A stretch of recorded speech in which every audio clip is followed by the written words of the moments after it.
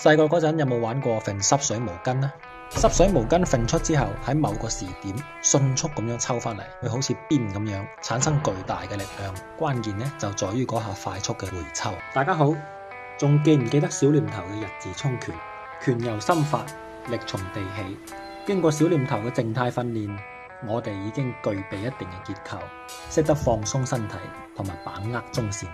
接落嚟，通過進馬嘅學習，將呢條中線嘅攻擊力量加成，就係我哋今日嘅主題。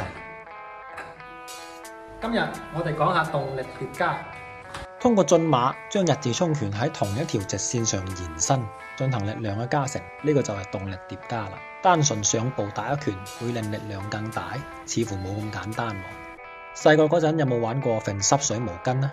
濕水毛巾揈出之後，喺某個時點迅速咁樣抽翻嚟，會好似鞭咁樣產生巨大嘅力量。關鍵呢就在於嗰下快速嘅回抽。同樣道理，動力疊加需要馬步賦予我哋嘅身體一個啟動同埋急停。能唔能夠快速咁啟動，關乎彈性同埋放鬆啦。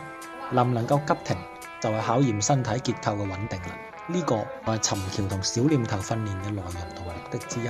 同現代搏擊唔一樣嘅地方，動力疊加嘅出拳唔太需要刻意咁樣扭腰轉胯、送肩轉腕，因為任何一個關節發力嘅延遲同僵硬呢，都有可能影響力量嘅傳導嘅噃。力量嘅源泉喺腳，所以動力疊加嘅時候呢，需要將傳導嘅過程阻力減到最細，先能夠發出更加集中同穿透嘅力量。